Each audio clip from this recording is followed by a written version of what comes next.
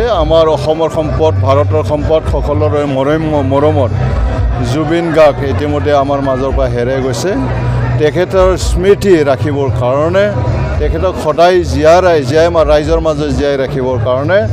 মোৰ বন্ধুবিলাকে মোক অনুৰোধ জনাইছে আৰু ময়ো ভাবিছোঁ আমাৰ শুক্লাই চেৰফাং জেহলাউপুৰী পাৰ্কত জুবিন গাৰ্গৰ মূৰ্তি স্থাপন কৰা হ'ব মই ধন্যবাদ জনাইছোঁ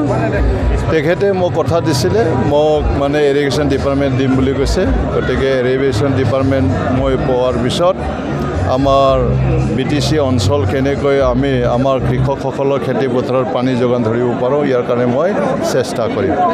মই 29 নং শুক্লাই চেৰফাং অঞ্চলৰ সকলো ৰাইজক মই শ্ৰদ্ধা জনাইছোঁ